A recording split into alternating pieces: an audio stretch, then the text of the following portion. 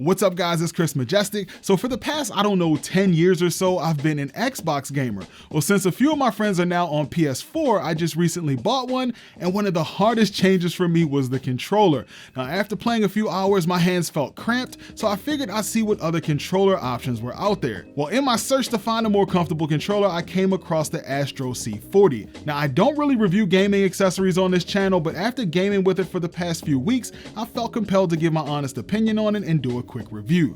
So first, let me start by saying that this is a premium controller, so it's not really meant for the average person since it comes with a steep price tag of $200. I mean, that's almost the cost of the PS4 console itself. Now to be fair, it does have a few tricks up its sleeve to make it stand out, but it is lacking a critical feature that I'll talk about a little bit later in the video. So when you open the box, you'll see that it comes with a nice carrying pouch, which of course has the controller inside. And I could immediately tell that it wasn't a cheap knockoff. The shape and design is similar to the Xbox controller, which I personally find more comfortable in my hands. It has all the same buttons as the original PS4 controller, but you'll find a few extra buttons and switches. On the back, it has two remappable buttons that can be mapped using the controller, so you don't need a PC to remap them. And thankfully, they put some thought into the placement of these buttons, so I never found myself hitting them by mistake. You'll also find two trigger stop switches on the back that can be used to shorten the travel distance on the left and right triggers, which is good for shooters. On the top, you'll see a USB charging port and two switches.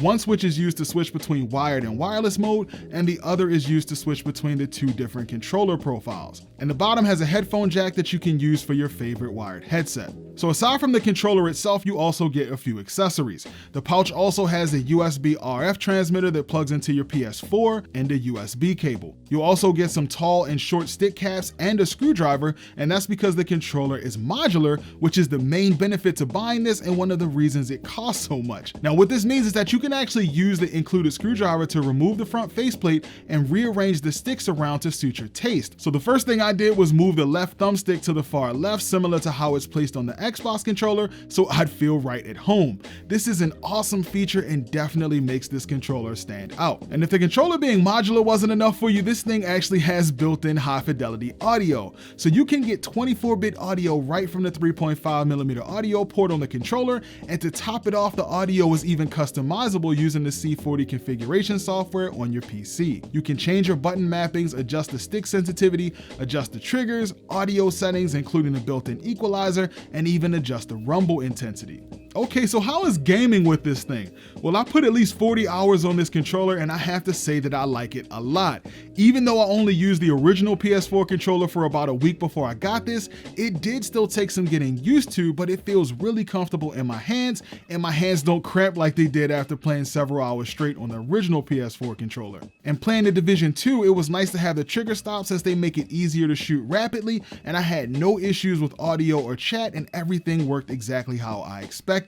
Okay, so this controller seems like it might be perfect, right? Well, not quite. Even though I absolutely love this controller, the biggest drawback for me is that just like pretty much every other PS4 controller from a third party, you can't turn the console on with it. Now, some people might think this isn't a big deal, but to me, this is huge. I know this isn't Astro's fault since Sony doesn't allow any third-party controllers to power on the console, but considering it's licensed by Sony and comes with such a hefty price tag, I feel like it should be capable of such a simple task. And speaking of price tag, that's my only other gripe with it. As much as I do like this controller, I just can't see myself recommending it to the average person with a price of $200.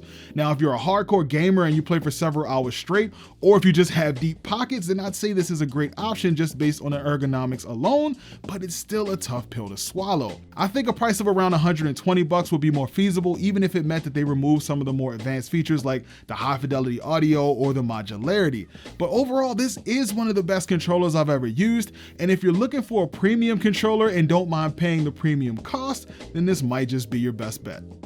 Alright guys, that's gonna do it for this video. Hopefully you found it helpful. If you did, as always, go ahead and make sure you hit that like button for me. Don't forget to subscribe to the channel and hit that bell so you don't miss anything.